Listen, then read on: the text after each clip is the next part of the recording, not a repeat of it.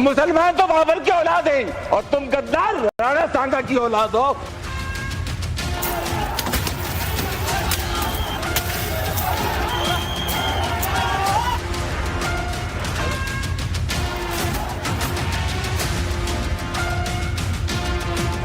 एक तो ये बीजेपी के लोगों का तकिया कलाम हो गया है सभापति महोदय कि मुसलमान इनमें बाबर का डीएनए है। उप सभापति महोदय मैं जानना चाहूंगा कि बाबर का डीएनए मुसलमान में है। हिंदुस्तान का मुसलमान तो बाबर को अपना आदर्श मानता नहीं है। सभापति महोदय मैं जानना चाहूंगा कि बाबर को लाया कौन? बाबर को इब्राहिम लोदी को हराने के लिए राणा सांगा लाया था। तो मुसलमान तो बाबर की औलाद है और तुम गद्दार राणा सांगा की औलाद हो। ये हिंदुस्तान में तय हो जाना चाहिए। अगर बाबर की तो आलोचना करते हैं, राणा सांगा की आलोचना नहीं करते। तो आपने ये तस्वीरें देखी और बयान भी आपने सुना कि रामजीलाल सुमन ने संसद में क्या कहा था।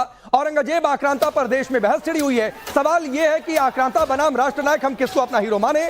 और इन सब के बीच में वोट बैंक की खातिर रामजीलाल सुमन ने देश की संसद में राणा सांगा को गद्दार कहा और उसी के बाद यह कहा गया कि उन्होंने पूरे हिंदू समुदाय को गद्दार की औलाद कह दिया। रामजीलाल सुमन के इसी बयान के बाद से करणी सेना लगातार विरोध कर रही है। करणी सेना के अध्यक्ष सूरजपाल अमू का साफ तौर पर कहना है कि जब तक अखिलेश यादव माफी नहीं मांगते हैं, करणी सेना ऐसे ही विरोध प्रदर्शन करती रहेगी। इस स्टैंड के बाद और गदर कटने के बाद आगरा में अखिलेश यादव ने सोशल मीडिया पर एक लंबा चौड़ा पोस्ट किया है। क्या उन्होंने पोस्ट किया है वो आपके सामने टेलीविजन स्क्रीन पर है। करणी सेना के हंगामे के बाद सोशल मीडिया पर जो उनकी बातें हैं वो यू टर्न लेते जैसी बातें हैं। अखिलेश यादव का कहना है कि समाजवादी पार्टी सामाजिक न्याय और समता मूलक समाज की स्थापना में विश्वास करती है। हम कमजोर से कमजोर हर एक व्यक्ति को भी सम्मान दिलाना चाहते हैं। हमारा उद्देश्य किसी इतिहास पुरुष का अपमान करना नहीं हो सकता। समाजवादी पार्टी मेवाड़ के राजा राणा सांगा की वीरता और राष्ट्रभक्ति पर कोई सवाल नहीं खड़े कर रही है। तो फिर यह पूछा जाना चाहिए कि आपने उस दिन अपने सांसद का बचाव कैसे कर दिया? आपने उस दिन कैसे यह कह दिया कि इतिहास के पन्ने पलट रहे? तो हमने भी कुछ इतिहास के पन्ने पलट दिए। आगे अखिलेश यादव ने यह भी लिखा है कि भाजपा ने इतिहास के कुछ विषयों को सदैव राजनीतिक लाभ उठाने के लिए देश को धार्मिक जातिगत आधार पर विभाजित करने के लिए इस्तेमाल किया। हमारे सांसद ने सिर्फ एक पक्षीय लिखे गए इतिहास और एक पक्षीय की गई व्याख्या का उदाहरण देने की कोशिश की है। तो सवाल यह उठता है कि औरंगजेब का जो क्रूर इतिहास है उसका बचाव करने के लिए राणा सांगा को क्या गद्दार कहा गया? क्या उसके बहाने पूरे हिंदू समुदाय को गद्दार की औलाद कहा गया? हमारा आगे अखिलेश यादव ने लिखा कि हमारा कोई भी प्रयास राजपूत समाज या किसी अन्य समाज का अपमान करना नहीं है। तो यहां पर सवाल यह भी उठता है कि फिर यह कहा किस लिए गया था? राणा सांगा गद्दार की औलाद, यह कहा किस लिए गया था? आगे अखिलेश यादव ने यह भी लिखा है कि आज के समय में बीते कल की मतलब इतिहास की घटनाओं की व्याख्या नहीं की जा सकती। तो सवाल यहां पर यह उठता है कि बीते कुछ दिनों से सड़क पर लगातार विरोध प्रदर्शन और आगरा में जो गुस्सा दिखा है, गदर दिखा है, हालांकि इन घटनाओं को जस्टिफाई नहीं किया जा सकता।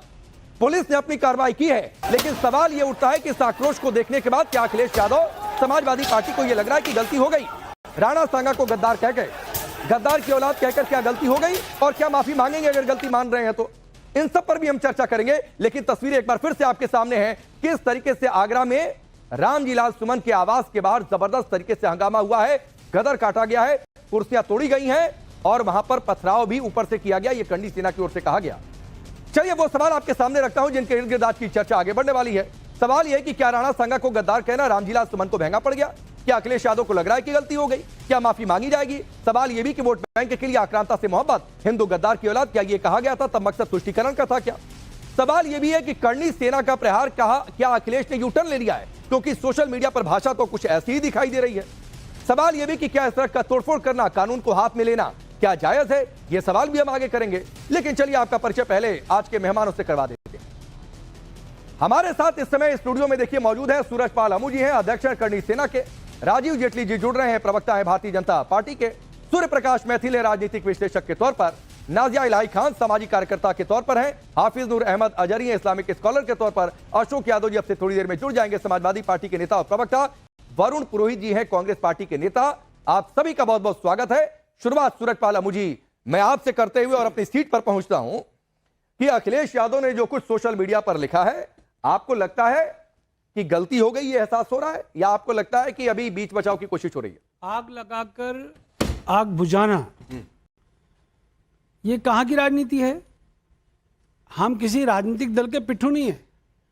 हमारा सीधा सीधा एक मामला था कि रामजीलाल सुमन ने संसद के अंदर जिस प्रकार से राणा सांगा के बारे में कहा, अपमानजनक टिप्पणी की और संसद के अंदर की, और वहां पर उस टिप्पणी के बाद वो आदमी झुकने को तैयार नहीं है। हमने ये कहा माफी मांग लो, अखिलेश जी को भी हमने कहा माफी मांग लो। अरे माफी मांगने में ज्यादा क्या है भैया? आज देश के अंदर आक्रोश है, पूरे देश के अंदर हर जगह विरोध चल रहा है। औरंगजेब का मामला हो तो महाराष्ट्र के अंदर विरोध चल रहा है, और आपने उत्तर प्रदेश शांत क्षेत्र है, उत्तर प्रदेश संभल मुरादाबाद समझ में आता था, परंतु आगरा के अंदर ये सब क्यों हुआ? आज रामजीलाल सुमन की गलती को मान रहे हैं अखिलेश यादव, ये मेरा कहना है। परंतु मेरे शांतिपूर्वक प्रदर्शन के ऊपर रामजीलाल सुमन के घर के ऊपर से पत्थर बरसाए गए हैं राकेश जी, और पत्थर बरसाकर उन लोगों को इतनी बुरी तरह से तोड़ा गया है। किसी के सर में 10 टाके, किसी के 12 टाके, किसी के इतने ब्लड वाले मैंने फोटोज देखे हैं। तो आप ये कहना चाह रहे हैं मुझे कि पहले ऊपर से पत्थर चले, फिर आप लोगों ने नीचे मैं विजुअल से या पहले आप लोगों ने तोड़फोड़ की है तो ऊपर से पत्थर चले, क्या हुआ? छोटी सी बात बताना चाहता हूं। कल यूपी पुलिस ने, मुझे नहीं पता क्यों, रामजीलाल के घर पर बहुत सारी पुलिस लगी हुई थी। आज मुख्यमंत्री योगी जी को शायद आगरा आना था, पुलिस की वहां पर जो भीड़ कम कर दी गई। वहां पर रामजीलाल सुमन को यह मालूम था कि आज करनी सेना का प्रदर्शन है, इसने समाजवादियों को, नगर अध्यक्ष वहां के कोई मुस्लिम है, मेरे को नाम नहीं पता उनका, आगरा के, उनको और उनकी टीम को वहां पर इकट्ठा किया। उन्होंने पत्थर बरसाए बच्चों के ऊपर, और पत्थर बरसाने की नहीं, वो ठीक है। मैं एक चीज जानना चाहता हूं, सुनिएगा। मैं आपको ये फोटो दिखा रहा हूं, और ये फोटो मैंने आपकी टीम को भी दिए हैं। पत्थर बरसाए गए। ये पत्थर तो कश्मीर के अंदर बरसाए जाते थे, ये पत्थर तो संभल के अंदर चले। नहीं, तो आप ये कह रहे हैं कि पहले पत्थर चले फिर तोड़फोड़ हुई है, तोड़फोड़ हुई है तो पत्थर चला है? मैं कहता हूं करनी सेना और वहां के क्षत्रिय समाज के अनेकों अनेक लोग वहां पर बड़े शांतिपूर्वक तरीके से बुलडोजर पर अपना प्रदर्शन कर रहे थे, शांतिपूर्ण तरीके से। पर जब पत्थर बरसाने शुरू किए हैं तब लोगों को गुस्सा आया है। अच्छा। वहां पर बुरी तरह से पुलिस ने लाठीचार्ज किया है। मैं पुलिस के लिए भी कह रहा हूं, उत्तर प्रदेश पुलिस से भी कह रहा हूं, ये संभल के वो लोग नहीं है जो पत्थर मारने वाले हैं, ये पत्थर खाने वाले और बेइज्जती करने वाले क्षत्रिय हैं। हम लोगों के ऊपर आप लोगों ने लाठीचार्ज किया, कारण क्या है भैया? हमको लाठीचार्ज कर दिया, हमारे लड़कों को तोड़ा है। नहीं, अब ये तोड़फोड़ होगी तो पुलिस कुछ ना कुछ तो करेगी। अरे करे, तोड़फोड़ करने की इजाजत तो नहीं देगी, लाठीचार्ज करेगी, हटाएगी लोगों को, कुछ जो तो करेगी। पत्थर बरसा रहे हैं, जो पत्थर बरसा रहे हैं, पुलिस उनको तो रोके पहले। अरे डॉक्टर्स कॉलोनी है, सभ्य लोग। नहीं, मैं एक चीज जानना चाह रहा हूं मुझे, क्योंकि आपका संगठन है, आप उसके मुखिया हैं, मैं एक बार फिर से पूछ रहा हूं, क्या पहले पत्थर चले या पहले तोड़फोड़ हुई? पहले पत्थर चले, पत्थर ना चले होते तो ये सब नहीं होता। ठीक, चलिए, मतलब पहले ऊपर से पत्थर चले हैं, करनी सेना के लोग प्रदर्शन करने पहुंचे थे, उसके बाद आपके लोगों ने वहां पर तोड़फोड़ कर दी है, गाड़ियों को तोड़फोड़ कर दिया, उसके बाद पुलिस ने लाठीचार्ज किया कि इस भीड़ को वहां से हटाया जाए। कल किसी नेता ने कहा था क्रिया की प्रतिक्रिया। भैया हमारे महापुरुषों को अपमानित करोगे तो बच्चों को जोश तो आएगा। ठीक, अशोक यादव जी, जोश तो आएगा, जोश आया, और ये लोग प्रदर्शन कर रहे थे, ऊपर से पत्थर चला। सवाल बहुत सीधा सा है कि आज तो अखिलेश यादव की भी जुबान बदली हुई है। उस दिन तो कह रहे थे क्या गलत किया रामजीलाल सुमन ने, सही कह दिया। आज कह रहे हैं कि राणा सांगा वीर हैं, राष्ट्रभक्त हैं। तो क्या उस दिन रामजीलाल सुमन ने गलती की, और क्या समाजवादी पार्टी माफी मांग रही है राणा सांगा को गद्दार की औलाद कहने पर? देखिए राकेश जी, जो सांसद जी ने कहा वो इतिहास की किताबों को पढ़ के उन्होंने कहा, वो समाजवादी पार्टी की लाइन नहीं थी। मैं आज भी कह रहा हूं कि वो समाजवादी पार्टी की लाइन नहीं थी। वो इतिहास की किताबों को, जिस किताब में वो लिखा हुआ था कि क्या हुआ था इतिहास के घटनाक्रम। कौन सी किताब है भैया? वो किताब कौन सी है अशोक जी? पढ़ के उन्होंने एक मिनट मुझे उनको बोल लेने दीजिए, फिर आपके पास आता हूं। एक बार बोल लेने दीजिए, 1 मिनट उनकी बात पूरी हो जाए। मेरी बात हो जाए। राकेश जी, इस देश में लोकतंत्र है कि नहीं है, या गुंडा तंत्र है, लाठी तंत्र है, या बुलडोजर तंत्र है, संबल तंत्र है, संबल वाला तंत्र है? इस देश में फ्रीडम ऑफ स्पीच को इस तरह से बुलडोज किया जाएगा, इस तरह गुंडागर्दी की जाएगी सरेआम, जो है इस देश का लोकतंत्र को क्या हालत होगी विश्व में, आप बताइए। इस तरह से एक फौज लेकर के, बुलडोजर की फौज लेकर के किसी घर को डिमोलिश करने की मंशा से, ये समाजवादी पार्टी के प्रवक्ता कह रहे हैं गुंडों की फौज। मुलायम सिंह और अखिलेश यादव की सरकार में उत्तर प्रदेश के अंदर गुंडा राज किसका रहा? प्रदर्शन नहीं हो सकता। कि आप हाथ में बंदूक लेकर के कह रहे हैं हम तो फूल देने जा रहे थे। हमारे बंदूक, तुम्हारे पत्थर फूल। बात नहीं हुई। इस देश में लोकतंत्र है, हमारे खाली हाथ बच्चों के हाथ में बंदूक और आप फूल बरसाएंगे पत्थर के रूप में। लेकर के कोई अगर किसी के घर पे चढ़ाई करेगा, ये कोई तरीका थोड़ी है प्राइवेट पत्थर आर्मी बरसाएंगे, किसी के ऊपर हमला कर दो। आप जनता के ऊपर पत्थर बरसाएंगे। नहीं की जाएगी इस तरह से हिंसा जो देश में। और इसी मान लीजिए किसी ने कोई बात अगर किसी को कहा, इतिहास को साक्षी मान किसी को नहीं कहा, राणा सांगा को कहा, किसी को 100 युद्ध लड़े उसने, 100 युद्ध जीते हैं राणा सांगा जी ने, 100 युद्ध जीते हैं श्रीमान अशोक यादव जी। 100 युद्ध मुगलों से। देश 1947 के बाद नहीं बना ये देश, 1947 के बाद नहीं बना, 1947 से पहले भी देश था। अदालत न्याय संगत कार्रवाई करेगी। अच्छा है कि नहीं इस देश में? आप अदालत को मानते हो क्या? नहीं मानते हैं। आप अदालत को मानते हो क्या?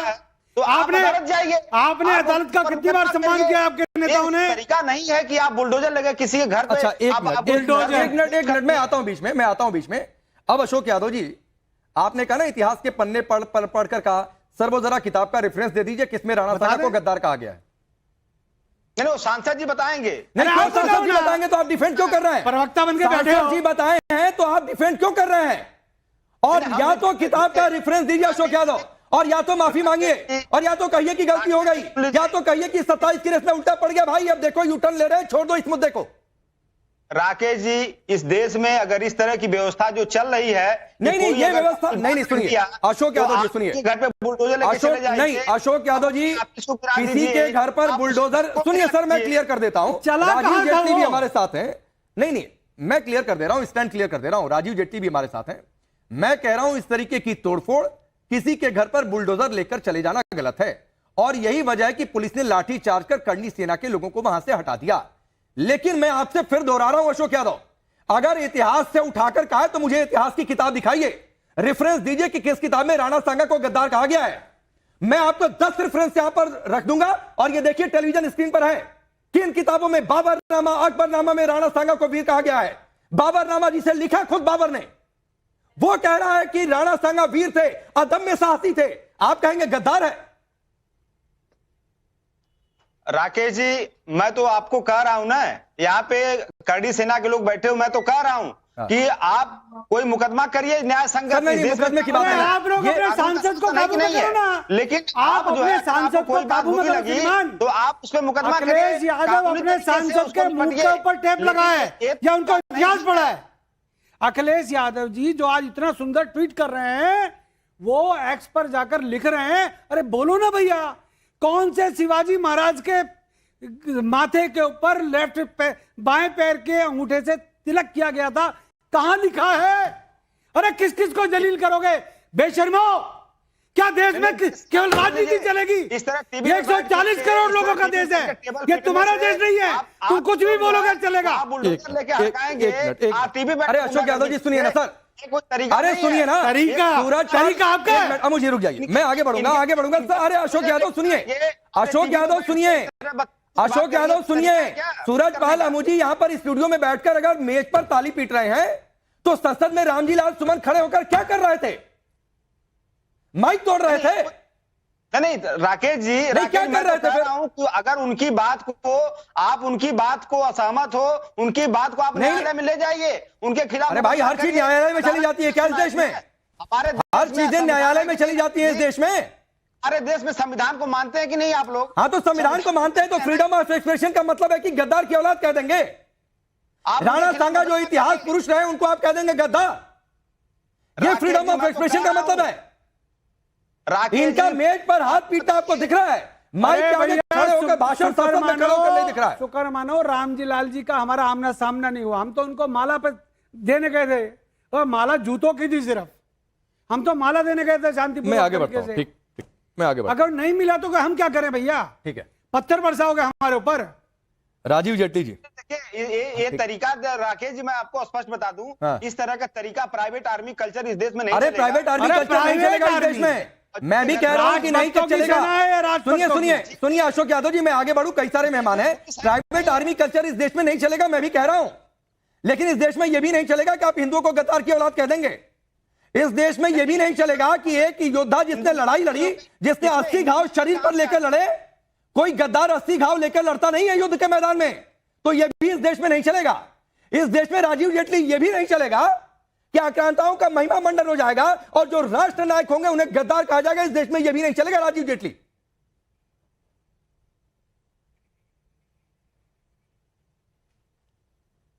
राजीव जेटली तक आवाज नहीं जा रही है। तो इस देश में सूर्या मैथिल यह भी नहीं चलेगा कि राष्ट्र नायकों को गद्दार कह दिया जाए। धन्यवाद राकेश भाई। पहले तो आपको और पूरे देश को भारत माता की जय, वंदे मातरम। और आज पूरा का पूरा सनातन समाज बहुत ही आहत है रामजीलाल सुमन की इस अभद्र और भद्दी टिप्पणी पर, और जिस बेशर्मी से समाजवादी पार्टी के प्रवक्ता यहां पर उनको डिफेंड करने की कोशिश कर रहे हैं, यह बहुत ही हास्यास्पद है। मैं आपको बताऊं राकेश भाई, जिस प्रकार से ISIS, JKLF, PFI, SFI, हरकत और मुजाहिदीन आतंकवादियों के मुखौटे हैं, उसी प्रकार से बम ब्लास्ट करने वाले मुखौटे हैं, उसी प्रकार से समाजवादी पार्टी भी आज की डेट में एक पॉलिटिकल आतंकवादी पार्टी बन गई है। ये समाजवादी पार्टी नहीं है, ये सनातन सुपारी पार्टी है। इन्होंने सनातन की सुपारी ले ली है लगातार सनातन को अपमान करने के लिए। की वाणी होती है असुर मैथिल, जो आतंकवादियों की भाषा होती है असुर मैथिल, वही भाषा आपकी है, उसी भाषा में आप यहाँ पे राजस्थान के गौरव हमारे राणा सांगा का अपमान करते हैं, ये महाराणा प्रताप का अपमान करते हैं, ये उन लुटेरों का महिमा मंडन करते हैं जिन्होंने इस देश के आकर अंदर आकर नरसंहार किया अरे एक मिनट सूर्या मैथिल रुक जाइए। अशोक यादव जी सुनिए ना, सुनिए। मैं इस देश की किसी भी पॉलिटिकल पार्टी को किसी आतंकी संगठन से तुलना करने के पक्ष में नहीं हूं, लेकिन अभी थोड़ी देर पहले आप फ्रीडम ऑफ एक्सप्रेशन की बात कर रहे थे। सूर्या मैथिल पहली बार बोल रहे हैं राजीव जेटली का फ्रेम फ्रीज हो गया था, तो भाई थोड़ा सा उनको सुन लीजिए, फिर आपको क्या असहमत है वो भी बता दीजिएगा। तो सूर्या मैथिल अपनी बात 30 सेकंड में पूरा करिए, फिर राजीव जेटली आपके पास आ रहा हूं। धन्यवाद। तो देखिए, आप लगातार चाहे समाजवादी पार्टी के शुरुआत से अब तक देख लीजिए, कभी राम भक्तों पे गोली चलवाना हो, कभी हमारे जो हुतात्मा है, सनातन के योद्धा हैं, जिनसे प्रेरणा भारत का सनातन का युवा लेता है कि हमें भगत सिंह बनना चाहिए, छत्रपति शिवाजी बनना चाहिए, राणा सांगा बनना चाहिए, संभाजी बनना चाहिए, उनका अपमान ये लोग करते हैं बेशर्मी से और यहाँ आकर बैठ जाते हैं। और किसका साथ देते हैं? औरंगजेब का। ये साथ देते हैं मुगलों का, जो इस देश में आए, उन्होंने हमारी माओ बहनों का अपमान किया, बलात्कार किया, यहाँ पर करवंजन किया, इस्लाम को फैलाया, हमारे मंदिरों को तोड़ा। तो क्या समाजवादी पार्टी ये चाहती है कि भारत के अंदर दोबारा से कोई राज आ जाए कि हमारे मंदिर तोड़े जाएं? राजीव जेटली ये कह रहे हैं कि राणा सांगा को गद्दार कह दिया, गद्दार की औलाद आगे कह दिया हिंदुओं को, तो कोर्ट क्यों नहीं चलेगा? इतना गलत था तो इतना बवाल कुछ सड़क पर काटा जा रहा है, तो हर मामले क्या देश की अदालत में जाते हैं क्या? नहीं राकेश जी, मुझे बात समझ नहीं आ रही कि ये लोग जब सोचते हैं कि हम हिंदू राजाओं को, हिंदू नेताओं को, हिंदू लोगों को गाली देंगे तो कौन सा वोट इनके साथ जुड़ जाएगा?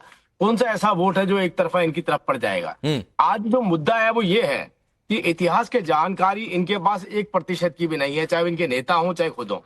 गद्दारी देश के साथ कर रहे हैं, पूरे भारत के जनता के साथ गद्दारी कर रहे हैं, और बाकी जो बता रहे हैं वो राणा सांगा जी को बता रहे हैं गद्दारी करने वाले। आप ये देखिए, जिस बात का इल्जाम लगाया जा रहा है, अगर उसके ऊपर, क्योंकि अभी आपकी डिबेट थोड़ी अलग डायरेक्शन में चल रही थी कि राणा सांगा वो हैं जिनके ऊपर इल्जाम लगाया गया कि इब्राहिम लोधी को हराने के लिए बाबर को वो लेकर के आए। अरे भाई, इब्राहिम लोधी को तो वो 18 बार हरा चुके थे। जो खुद ही राणा सांगा इब्राहिम लोधी को हरा चुके हैं, वो किसी और को ला करके क्यों हरवाएंगे? पहले तो ये अपने तथ्य चेक कर ले। दूसरी बात अब इन्होंने कहा कि बाबर, औरंगजेब, ये सब लोग तो इनके हीरो हैं।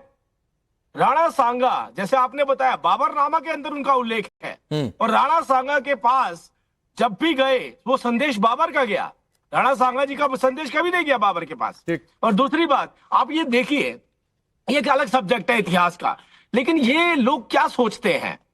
इनके सांसद, जिनको अखिलेश यादव बोलते होंगे जाके पार्लियामेंट के अंदर गाली देकर के आइए, महाराणा प्रताप को गाली दीजिए, राणा सांगा जी को गाली दीजिए, हिंदू देवी देवताओं को गाली दीजिए, जितनी दे सकते हैं दीजिए, और अपने हीरो जो है वो औरंगजेब को बताइए, बाबर को बताइए। अगर इस तरीके की परंपराओं के साथ ये राजनीतिक पार्टियां चलेंगी, ठीक है, तो आप ये सोचिए, ये चुनाव भारत में नहीं, ये बांग्लादेश में लड़ रही हैं या पाकिस्तान में लड़ रही हैं, या इनको ऐसा लगता है कि हमने अपने राज्य को पाकिस्तान बना लिया है, ठीक है, और क्योंकि हमने बना लिया है तो अब हमारी मजबूरी है, हम उन्हीं लोगों के साथ चलेंगे ठीक और है। हिंदू समाज को गाली देंगे, हिंदू ठीक है, देवताओं को गाली देंगे, हिंदू राजाओं को गाली देंगे। ठीक है सर, ठीक है। वरुण पुरोहित जी, क्या स्टैंड है भाई आप लोगों का? राकेश जी, हमारे संस्कार ऐसे नहीं कि हमारे पूर्वजों के बारे में कोई भी टिप्पणी की जाए, और उसका किसी को अधिकार भी नहीं इतनी हाई लेवल का। तो कोई, मेरे को नहीं लगता आज की कलयुग में मनुष्य ऐसा हुआ आज की युग में कि वो महाराणा सांगा, राणा कुंभा, महाराणा प्रताप पे कोई टिप्पणी करे। हम तो बच्चे थे तो हमारे पिताजी जैसे बच्चों को कहानियां सुनाते हैं तो राणा सांगा की 80 घाव थे, फिर भी युद्ध लड़ते थे, राणा कुंभा की, महाराणा प्रताप की। हम तो राजस्थान से आते हैं तो शौर्य गाथाएं सुनाते थे बच्चों के अंदर, खून में उबाल रहे, खून में एक गर्मी रहे आदमी बच्चे के अंदर, तो वो अच्छा डेवलप हो और देश के प्रति उसकी सद्भावना, देश के प्रति उसकी भक्ति रहे। आज सबसे जो बड़ा प्रश्न है वो संसद के अंदर तो कौन सा सुप्रीम बॉडी है देश को चलाने वाली लोकतांत्रिक व्यवस्था की, उसके अंदर कोई सांसद ऐसी टिप्पणी करता है तो स्पीकर को तुरंत एक्सपंज करना तो आपके अलग बात कितने है। तुरंत नेताओं ने कार्रवाई आलोचना तो- की है सर अभी तक रामजीलाल सुमन के? जरा मुझे बता दीजिए, मैंने देखा नहीं है। क्या आपके क्या कह रहे कितने हैं? नेताओं ने रामजीलाल सुमन, अखिलेश यादव की आलोचना की है इस मसले पर? आलोचना करने की बात नहीं, मैं संसद की बात कर रहा क्यों हूँ। नहीं बात है? संसद में अरे क्यों नहीं बात है सुप्रीम आलोचना कोर्ट- करने की? राणा सांगा को गद्दार कर देंगे आप, आलोचना भी नहीं कर पाएंगे, बाकी तो छोड़ मैं तो दीजिए। खुद ही कह रहा हूं हमारे संस्कार नहीं। आलोचना क्या कर, आलोचना या किसी की क्रिटिसिज्म करना है हमारे महापुरुषों का किसी को अधिकार ही नहीं है। अरे अगर मैं संसद कह रहा में हूं कोई भाई सांसद कि किसी बात- रामजीलाल सुमन ने कहा, अखिलेश यादव ने उस दिन बचाव किया, आपकी पार्टी के कितने नेताओं ने रामजीलाल सुमन की इस स्टेटमेंट की आलोचना की है सर, मुझे बता दीजिए।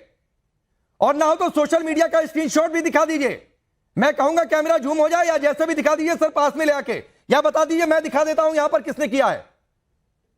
या तो आप मुझे बोलने दो या मेरे कमेंट्स आप अपने मुंह से बोल दो। तो मैं कह रहा हूं आपको कि हमारे संस्कार ही नहीं ऐसे कमेंट्स करने के। अगर कोई कर रहा है तो आपकी निंदनीय पार्टी कहने के से थोड़ी कुछ सुप्रीमो गया। राहुल अरे गांधी निंदनीय का है, कहने से मुंह में कुछ हो दही गया। जमा एक मिनट सूर्या मैथिल रुक बैठे जाइए, हुए रुक जाइए सूर्या मैथिल रुक जाइए। बीच बीच में नहीं बोलना चाहिए, आप भी अपने संस्कार मैंने नहीं रोक बोला दिया आपसे। उनको, रोक दिया सर। मैं कह रहा हूं, कोई भी टिप्पणी करता है ना हमारे महापुरुषों पे तो उस पे तुरंत जहां करता है वही एक्शन। माफी मांग ली टिप्पणी करके पूर्वजों के ऊपर, ये कौन सा क्राइटेरिया हो गया? माफी मांग लो, माफी मांग लो। अच्छा। आप अपने माता पिता को गाली बक दो फिर माफी मांग लो। अच्छा। ये गाली बकने या अपशब्द करने की बात ही क्यों आ रही है? अच्छा। और वो भी सुप्रीम मतलब गठबंधन के साथ ही हैं, इसलिए आलोचना नहीं करेंगे, इसलिए संस्कार की बात हो जाती है। ठीक है, बाकी जो विरोधी है बीजेपी की आलोचना आप लोग किसी मुद्दे पर कर सकते हैं, लेकिन सपा की आलोचना नहीं कर पाएंगे क्योंकि वोट बैंक वाला हिसाब किताब है। चलो तो भैया हम तटस्थ हो जाते हैं। तो एक बात और है, हर बार तटस्थता काम नहीं आती है वरुण पुरोहित जी, और यहाँ आर पार की बातों में बताना पड़ेगा कि आप राणा सांगा के साथ हैं या राणा सांगा को गद्दार कहने वालों के साथ खड़े हैं। तो ये बताना पड़ेगा सर, ये आए बाएं दाएं निकल कर काम नहीं चलेगा। निकल रहा, मैं तो राजस्थान से आता हूं जहां से रणबांकुरे आते हैं। तो बोलिए ना कि आप विरोध में खड़े हैं समाजवादी पार्टी के, इस एक लाइन को बोलने में क्या दिक्कत है? कितने आपके पार्टी के सुप्रीम नेताओं ने क्यों नहीं आलोचना की रामजीलाल सुमन की? सिर्फ ये कह देना।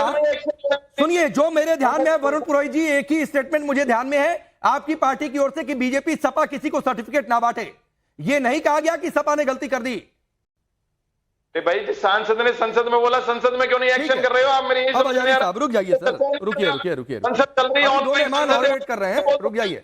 अभी दो मेहमान और वेट कर रहे हैं। आजादी साहब, सवाल यह है कि राणा सांगा को गद्दार, हिंदू गद्दार की औलाद, तो इससे अपीजमेंट की पॉलिटिक्स होती है क्या? देखिए, जिस तरह से समाजवादी पार्टी के प्रवक्ता ने बोला है, इसके ताल्लुक से मैंने पहले भी कहा है, मैंने अपना बयान भी जारी किया है कि इससे पहले अबू आसिम आजमी ने औरंगजेब का तस्करा कर दिया वहाँ पर। यहाँ पर ये एक समाज के एक जो किसी की आस्था हो, को लोग उनके अनुयायी हैं, उन्हें आप गद्दार कैसे कह सकते हो वहाँ पर खड़े होकर के? अगर आपने इतिहास के पन्नों में पढ़ा भी है तब भी आपको 10 बार सोचना चाहिए कि हम किसके लिए क्या कर रहे हैं। मतलब एक समाज उनसे जुड़ा हुआ है उस शख्सियत से, तो आप उसको गद्दार कहोगे, वो भी सदन में खड़े होके, तब तो हैरत की बात है। लेकिन जो ये तोड़ा फोड़ी हो रही है भाई, ये चाहे नागपुर में हुई हो, चाहे ये संभल में हुई हो, चाहे महाराजगंज में हुई हो, चाहे आज ये देखने को मिल रही है, ये गलत है। इस पर लगाम लगानी चाहिए सरकार को, इस पर बहुत अच्छे तरीके से।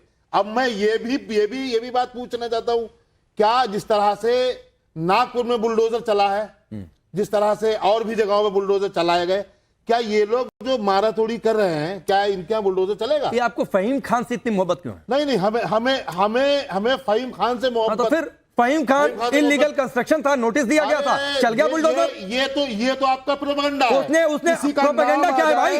वहां पर नगर निगम का नोटिस है। आपका प्रोपेगेंडा ये हो जाता है कि फहीम खान खान है तो आप उसके फेवर में जाकर खड़े हो जाएंगे। फिर आप लोग मानोगे नहीं। नहीं अजय जी, फहीम खान खान है इसलिए मत फेवर में खड़े हो जाइए सर। बिल्कुल। औरंगजेब मुगल था इसलिए उसके फेवर में जाकर खड़े मत हो जाइए सर। अगर फहीम खान ने की है तो सजा फहीम खान को मिले, फहीम खान के परिवार को नहीं। अमू साहब कुछ कह रहे हैं, सुनिए जवाब दीजिए। जी बताइए। अभी अजहरी साहब जब बोल रहे थे, देखो वो एक कम्युनिटी के एक जाति विशेष के राणा सांगा शासक नहीं थे, वो मेवाड़ के शासक थे। वो हिंदुस्तान के लिए लड़े और मुगलों से अगर 18 बार वो लोधी को उन्होंने हराया, बाबर को भी उन्होंने, ये जो आप युद्ध जो लास्ट इनका युद्ध था खानवा का, उसमें भी सेना को हराया है। उनको चोट लग गई। मैं आपकी बात से अरे सुनो भैया, अरे सुनो हो रहा है इस पर, अरे सुनो हरी साहब, इस पर तो बोले, अरे सुनो भैया, अरे इस पर तो बोले, अरे सुनो ना, अरे रुको तो सही, धैर्य रखो। ये हिंदू मुसलमानों की लड़ाई नहीं है, ये है समाजवादी पार्टी के सांसद के द्वारा दिए गए वक्तव्य पे। मैं इस विषय को घेरना, फहीम तुम्हारा को रिश्तेदार लगता होगा, मेरा नहीं लगता, परंतु मैं एक बात करूं, यह विषय यहां पर दूसरा है। यहां पर हमारी भावनाओं को ठेस नहीं है। सर सुनो, अरे सुनो भैया, मैंने पक्ष नहीं लिया। अरे सुनो भैया, ने गलत किया, अरे फहीम के पीछे क्यों दौड़ रहे हो? घर क्यों तोड़ा गया? अरे क्यों, क्या वजह है? इलीगल था। पहले फ्लोर पर 42 स्क्वायर मीटर, दूसरे फ्लोर पर 42 स्क्वायर मीटर। ये बात नहीं मानूंगा आपकी। हाकिम का सूरी, हाकिम का सूरी मारना भैया, मुसलमानों को परेशान करना है, मुसलमानों को टारगेट करना है। अरे भैया, बाबर औरंगजेब के हिमायती क्यों बन रहे हो? बाबर औरंगजेब आपके दिमाग में होंगे, हमारे नहीं। अरे रुको भैया, हमारे दिमाग में मौलाना फजल खैराबादी है। ऐसा है जो तुम्हारे दिमाग में उनको रखिएगा, परंतु पत्थरबाजी आज भी उत्तर प्रदेश के आगरा में हुई है समाजवादियों के। ठीक है, मैं नाजिया को भी डिबेट में लेकर आता हूं, फिर उसके बाद अशोक भाई आपके पास फिर आऊंगा और एक बड़ा सवाल आपके सामने होगा नाजिया, लेकिन उससे पहले कि भाई औरंगजेब, सालार मसूद गाजी या गजनबी। सवाल तो यह चल रहा था कि हम औरंगजेब, गजनबी, सालार मसूद गाजी के साथ खड़े होंगे कि राणा सांगा के साथ जाकर खड़े होंगे। पहले तो लगा कि इतिहास के पन्ने पलट देते हैं, वोट बैंक की पॉलिटिक्स शायद सज जाए। अब लग रहा है कि भाई ये तो गलती हो गया, 27 का चुनाव भी है। नमस्कार, हर हर महादेव। राकेश जी, आपको भी और मेरे सभी को पैनलिस्ट को। राणा सांगा जी की तारीफ में तो आयनाए अकबरी में भी लिखा हुआ है, बाबरनामा में भी लिखा हुआ है, और बहुत सारे ऐसे इतिहास के पन्ने अगर रिसर्च करके उठाए जाए तो उस पे भी लिखा हुआ है। लेकिन कांग्रेस की दया दृष्टि थी कि कभी भी मुस्लिम स्कूल और मुस्लिम कॉलेजों में हमें संभाजी महाराज के बारे में भी नहीं पढ़ाया गया और हमें राणा सांगा जी के बारे में भी नहीं पढ़ाया गया। अभी समाजवादी पार्टी के प्रवक्ता जो बोल रहे थे, उनकी शब्दावली से मुझे लग रहा था कि वो नमाजवादी पार्टी के प्रवक्ता है और वो मुगलों के प्रवक्ता बनकर के बैठे हुए हैं। इतिहास को सर्च करके आपके सांसद ने जो संसद के पटल पर बात रखी है, क्या उसमें ये नहीं बताया गया कि औरंगजेब में कितनी क्रूरता थी, औरंगजेब कितना अश्लील था, शाहजहां कितना बेहुदा और बदतमीज था, गौरी कितना अश्लील था, बाबर कितना क्रूर और बदतमीज था, ये भी तो बताया गया। तो जरा इसके बारे में भी बता देते। और इतिहास में ही पढ़ करके क्या मुलायम सिंह यादव ने ये कहा था कि लड़कियां टाइट जीन्स पहनती हैं इसलिए बेटों का दिल मचल जाता है, लड़कों का दिल मचल जाता है? क्या ये भी इतिहास पन्नों में पढ़ करके बताया गया? अभी अजहरी साहब कह रहे हैं कि ये जो तोड़ फोड़ हुई है तो कौन कौन सा घर और बुलडोजर चलेगा। तो मैं पूछना चाहती हूँ कि शाहीन बाग में जो मुजरे का पूरा व्यवस्था किया गया था सीए और एनआरसी का, तो किसके किसके घर में ये क्या है? और अभी जनता ये अभद्र भाषा है नहीं? वो बच्ची बोल रही है, अभद्र भाषा है क्या? बच्ची बोल रही है, हिंदुस्तान की बेटी बोल रही है, बोलने दो उसको। अभद्र भाषा बोल रही है, वो कोई अभद्र भाषा बोल रही है, बिल्कुल नहीं बोल रही। आप बात करते हो सब आप उनको बोलने दीजिए। अरे अभिव्यक्ति की आजादी उसको भी है, अभिव्यक्ति की आजादी। अरे भैया, आपका ठोकने से डर नहीं जाएगा। अरे मैं आपको भाषा को संयमित रखें। हम भी आपसे आप भी रखकर डरते नहीं आपसे। बच्ची से उसको धमका रहे हो? कौन धमका रहा है? आप धमका रहे हो। जालिम रवैया अपना रहे हो। वो जालिम है लड़की, बिल्कुल जालिम है। वो हिंदुस्तान की बेटी है। अरे हिंदुस्तान की बेटा नहीं है, हिंदुस्तान की बेटी जालिम है। का है जिसका अरे फहीम देश का बेटा होगा, वो देश की बेटी नहीं है, वो देश की बेटी नहीं है। पाकिस्तान वहां जाकर किसकी के बात खून कर रही है? पड़ाते ये हैं और देश आजमगढ़ की शरीफ रखी पूरे नहीं बातें होती। करते हैं। एक मिनट, मैं आता हूँ, मैं आता हूँ। इस्लाम के बागी अच्छे लगते हैं आपको? अरे छोड़िए, इस्लाम के बागी अच्छे लगते हैं आपको? बोलते रहिए। आप रुक जाइए, रुकिए एक मिनट, बीते 1-1.5 मिनट में आप रुकिए ना, अब रुकिए भाई, रुकिए, अब रुकिए। आपको फहीम खान से अजहरी जी प्यार हो गया, आपने नाजिया को इस्लाम का बागी करार दे दिया, आपके हिसाब से जो बात करें वो सब ठीक है। फहीम खान के परिवार का कोई कसूर नहीं था। उसका जो घर तोड़ा गया। सर जाकर अदालत में कहिए ना, अरे बताने दे, जाइए ना सर अदालत में, क्या करें आप? गए आप अदालत अभी तो आप बोल रहे में, थे, फहीम का घर टूटे हुए समय हो गया ना सर। अभी तो आपकी बात ही हर चीज को अब अदालत में पेश करोगे। अशोक यादव को लाइए, अशोक यादव को लाइए। अब अशोक यादव जी, अशोक यादव कहां चले गए? अरे लाइए भाई अशोक यादव को, कहां चले गए? आ गए अशोक यादव, आ गए, जरा डालिए कहीं स्क्रीन पर दिखाई दे कम से कम। हाँ अशोक भाई चले मत जाया करिए भाई, आप तो सेंट्रल में हैं आज। अब अशोक जी आपने एक शब्द का इस्तेमाल किया था कि फ्रीडम ऑफ एक्सप्रेशन है और कुछ गलत था तो देश की न्यायालय में जाना चाहिए। तो सर मैं 2 उदाहरण आपको देता हूं और पिन पॉइंटेड होकर जवाब दीजिएगा, बिना दाएं बाएं हुए। औरंगजेब की कब्र का पुतला जला, एक अफवाह फैली, मैं अफवाह कह रहा हूं क्योंकि यही ऑफिशियल है कि भाई आयत लिखी चादर थी। अब्बा नहीं, वो सच बात है। अरे सर मत यहां पर तय करिए, जाकर अदालत में साबित करिए। बात कर रहे हो आप? सीएम ने कहा है, पुलिस के बड़े अधिकारी ने कहा है कि अफवाह थी, तो अब रुक जाइए ना, रुक जाइए, कुछ भी कह सकते हैं आपके हिसाब। ठीक है रुक जाइए, अभी इतनी बेचैन आपके मत बेचैन होइए, बात कर रहे हो आप। मैं आपकी भी बात, बेचैन क्यों नहीं होंगे? हाँ, तो अरे रुकिए ना जरी साहब, सुना करिए पूरी बात, सवाल सुना करिए। राकेश भाई, आपके हिसाब से चलिए हकीकत नहीं थी। अरे अबू साहब सवाल कहीं छूट जाएगा, रुक जाइए। आपके हिसाब से मान लिया हकीकत भी थी, आपके हिसाब से जो अजहरी जी कह रहे हैं, जो भी हुआ था, एक नागपुर में घटना हुई हिंसा और संभल में दूसरे दौर का सर्वे हो रहा था। सर्वे सही था गलत था सर्वे नहीं रुक जाइए, अजहरी जी बीच में नहीं, अजहरी जी बीच में नहीं भाई, ना बीच में नहीं, आप बीच में नहीं आइए सर, रुक जाइए। अभी मैं अशोक यादव से सवाल पूछ, तो सर आप बीच में नहीं सर, प्लीज बीच नहीं, क्यों आज ही की बात, मैं आज से सवाल नहीं कर रहा हूं ना, तो अभी रुक जाइए।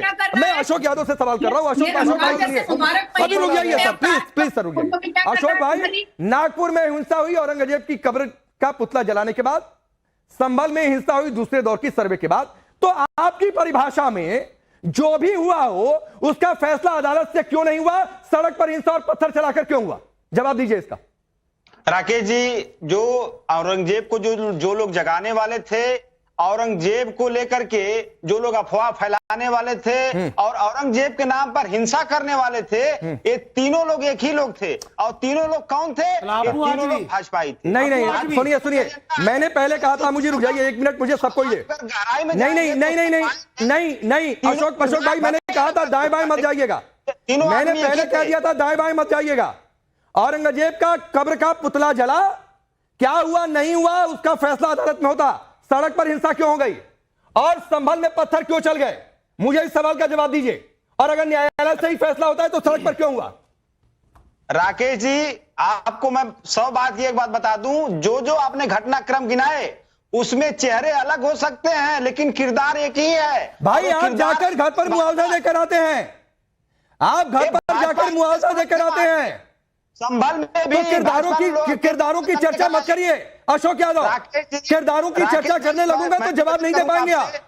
हिंदुओं पर बोलने में आपकी जुबान सिल जाती है, हिंदुओं को अधिकार नहीं है आपके हिसाब से। एक टिप्पणी राजीव जेटली की, फिर मैं आ रहा हूं मुझे बस 1 मिनट दीजिए। राजीव जेटली को काफी समय हो गया, सबसे कम समय मिला है। राजीव जेटली, न्यायालय से ही फैसले होते हैं, तो नागपुर में न्यायालय नहीं दिखा, संभल में न्यायालय नहीं दिखा, लेकिन आगरा में न्यायालय दिख गया। भाई मैं कह रहा हूं आगरा में जो हुआ वो भी गलत है, नहीं होना चाहिए था, लेकिन यहां पर न्यायालय दिख गया। राकेश भाई जो ये कह रहे हैं ठीक कह रहे हैं, ये गलत हो ही नहीं सकते। इनको इस देश की चिंता है नहीं, इनको एक वोटर की चिंता है, उसके हिसाब से अपने तर्क देते हैं, उसके हिसाब से अपने बयान देते हैं, उसके हिसाब से अपनी नीतियां बनाते हैं। और जब नीतियां इनकी स्पष्ट है, ये भारतवासियों के लिए नहीं, उत्तर प्रदेश वासियों के लिए नहीं, केवल एक और एक समुदाय विशेष, वो भी उस मानसिकता वाला जिस मानसिकता के समुदाय के अंदर ये भरा हो कि मैं बाबर को अपना आइडियोलॉजी मानता हूं, मैं औरंगजेब को अपना मानता हूं। अरे भाई आप तो कहां बाबर और औरंगजेब, आप तो अपने वाले हो, आप कहां उनके साथ मिला लेते हो अपने आप को? आप तो हमारे वाले हो।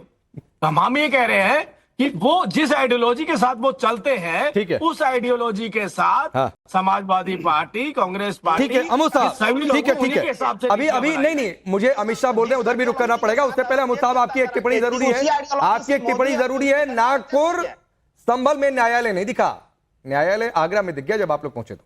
आपके चैनल के ऊपर मैं अभी देख रहा था, रामजीलाल सुमन के घर की छत के ऊपर से पत्थरबाजी हो रही थी। मेरे वहां पर बच्चे घायल हुए हैं, चोटिल हुए हैं। मेरे वीर सिंह बीरू हैं, आजमगढ़ के हैं, करनी सेना प्रमुख उत्तर प्रदेश के। वहां पर सन्नी सिंह अयोध्या के हैं, उनको चोट लगी है। उपेंद्र राणा को वहां पर फ्रैक्चर हुआ, उसके सर फटे हैं। नहीं ये देखिए, ये भाई ये विजुअल इधर डालिए, इधर डालिए, इसी स्क्रीन पर डालिए। पत्थर बरसाए गए, ये तस्वीर इधर डालिए। इन बच्चों पर पत्थर बरसाए हैं। ये तस्वीर इधर डालिए। अखिलेश यादव इन बच्चों के घर जाएंगे? ये पत्थर चल रहे हैं रामजीलाल सुमन के घर से कि चूंकि ऊपर से पत्थर चले इसलिए नीचे उनके जो सैनिक थे वो आउट ऑफ कंट्रोल हो गए, वो आउट ऑफ कंट्रोल हो गए। ये बच्चे बात कहते हुए अशोक भाई, ये कौन लोग हैं? समाजवादी पार्टी के पदाधिकारी हैं, ठीक है, और आगरा के समाजवादी पार्टी के अध्यक्ष हैं।